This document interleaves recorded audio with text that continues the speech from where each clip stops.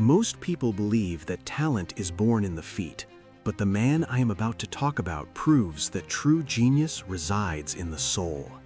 You think you know the history of our greatest victories, but you are blinded by the surface.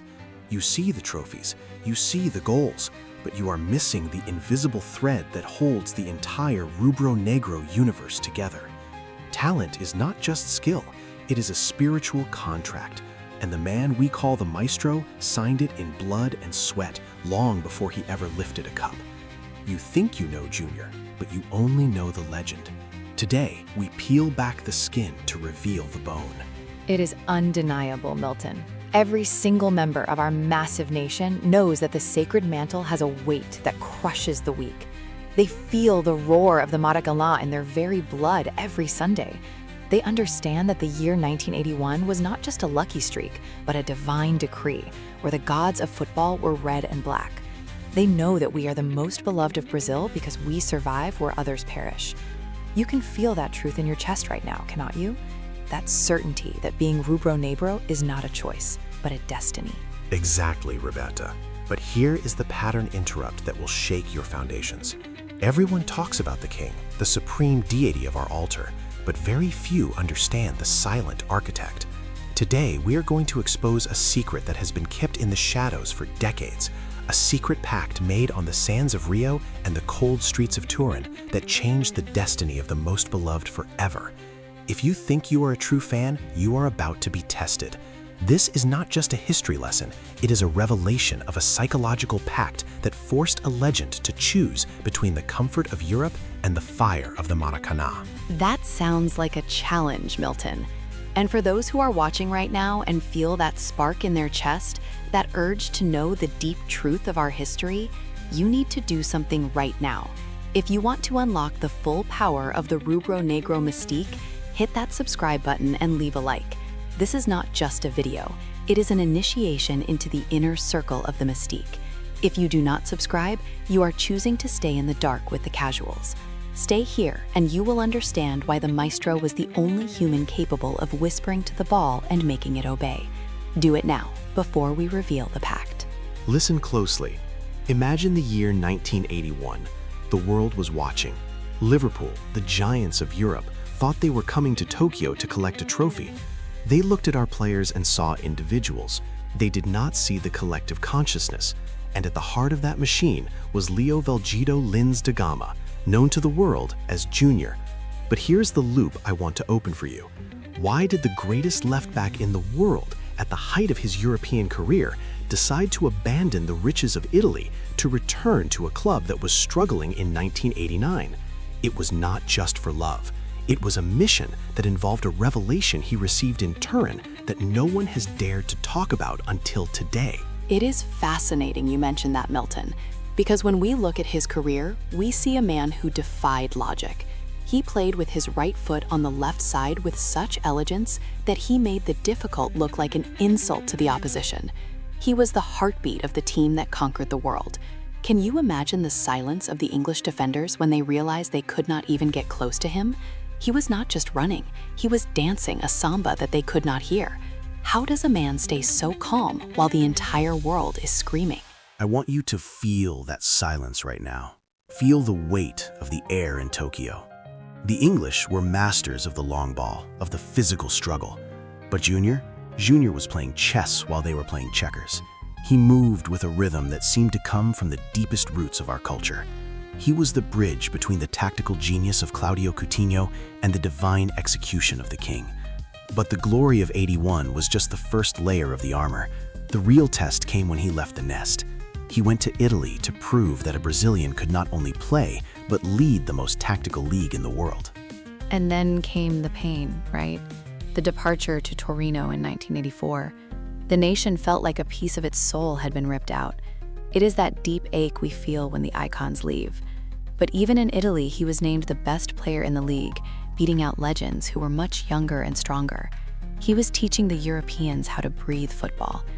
Milton, how does a man maintain that level of dominance when the world expects him to fade away into the sunset? That is the mystery of the sacred mantle, Roberta. Once it touches your skin, it changes your biology. You never truly leave. In Italy, he became the oracle. He absorbed the tactical discipline of the Europeans, but kept the soul of the Rio Sands. But while he was winning in Turin, he was watching the most beloved from afar. He saw the struggle. He saw the identity of the club beginning to flicker. And that is when the pact was made. He realized that his mission was not to retire in luxury, but to return and pass the flame to a new generation. He knew that without a conductor, the orchestra would fall into chaos. That is a heavy burden to carry. When he returned in 1989, he was 35 years old. The critics, those petty souls who do not understand the mystique, said he was too old. They said he should stay on the beach playing foot volley and enjoying the sun. But Junior had a secret. He told the leadership at the time that he did not want to play on the left anymore. He wanted to be the conductor in the midfield. He wanted the ball to go through him every single second. He wanted to control the very breath of the game. Imagine the audacity to return to the most beloved and demand the keys to the midfield at 35?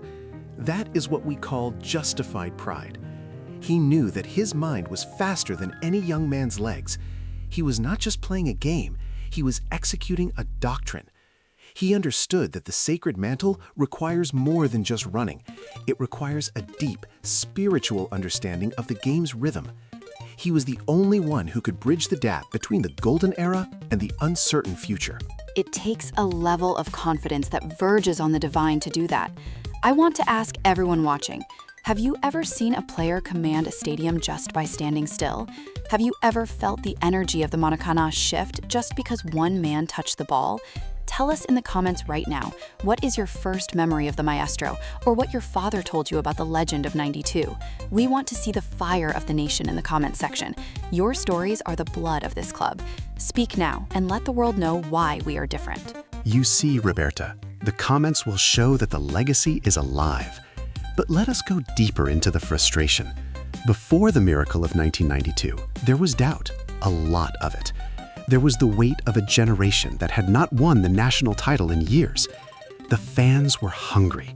The pressure at the Maracanã was enough to break iron. And there was Junior, the veteran, surrounded by the boys from the nest, kids who were talented but wild and undisciplined. He had to be the father, the general, and the artist all at once. He had to transform that raw talent into Rubro-Negro steel. Imagine that pressure. It is like holding a lightning bolt in your bare hands and trying to guide it. You can feel the tension in the air when you talk about it. He had to transform that raw energy into a championship-winning machine. He was the one who told the kids to calm down when the crowd was screaming for blood. He was the one who dictated the pace. If he slowed down, the world slowed down. If he accelerated, the heart of the nation beat faster. He was the master of time and space. And here is the micro-reference to the secret I promised you in the beginning. Remember the pact? In Italy, Junior realized that the tactical rigidity of Europe was a cage. He realized that the only way for the most beloved to dominate again was to bring the freedom of the sand back to the grass, but with a professional edge. He wasn't just playing football, he was performing a ritual of liberation. He was showing those kids that the sacred mantle is not a burden, but a set of wings. He was teaching them that to be Rubro-Negro is to be free within the discipline of the game. That is poetic, Milton. But it was not all poetry, was it? It was grit, it was sweat. It was the absolute determination of someone who knew that 1992 was his last chance to cement his name as the greatest leader we ever had. I remember the stories of the final against our biggest rivals. The atmosphere was electric, almost terrifying. The expectations were sky high, and the air was thick with the scent of battle. You could feel the history of the club hanging in the balance. The pain of the first half of that season was real. People forget that we were not the favorites. We were the underdogs in many eyes. But Junior, he was the oracle. He knew something the rest of the country did not. He knew that the mystique of the mantle would take over when the oxygen ran out. He was preparing the climax of his career, a revelation of sheer willpower that would leave the medical staff of the club in total shock. They did not believe what they were seeing, but they could not stop him. You can feel it, cannot you? The momentum building up. It's like the moments before a winning goal in a final at the Maracanã. You are holding your breath, waiting for the truth to drop. And that is why this channel exists, to bring you these moments of pure realization. We are not just talking about sports, we are talking about the soul of a people. We are talking about the doctrine of the most beloved. If you are still here, it is because you are one of us. You are part of the elite that understands the depth of this story. Now, let us reach the climax. The year is 1992, the final match.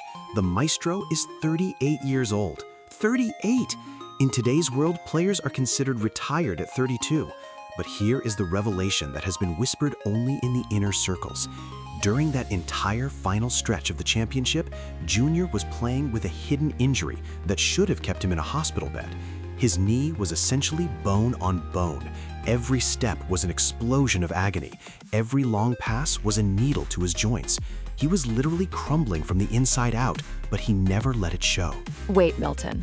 Are you saying he led us to the national title, dominated the midfield, and scored that iconic goal while he was in constant, excruciating pain? That he hid this from the press and the fans to keep the morale of the young players high? That is beyond human. That is the behavior of a martyr for the cause of the red and black. Not just from the fans, Roberta. He hid the true extent of it even from some of his own teammates. He did not want pity, he wanted glory. He used conversational hypnosis on the field, constantly talking to his peers, telling them they were invincible, while he himself was fighting a war against his own body. That is the Maestro. He sacrificed his physical health for the eternal joy of the nation. He was the living embodiment of the mystique of the Mantle. He proved that when you wear that shirt, the pain belongs to the man, but the glory belongs to the entity. He was playing with his spirit, not his flesh. This is the level of sacrifice that separates an athlete from an idol. He was not just playing, he was conducting a symphony of willpower. This is the secret of '92. It was not just tactical, it was a victory of the spirit over the flesh. If this does not move you, if this does not make you proud to be a part of this history, then you are watching the wrong sport. This is the essence of being Rubro-Negro. It is the ability to transcend the physical for the sake of the collective dream. And that is why we are here, to remind you of who we are. We are the followers of the Maestro.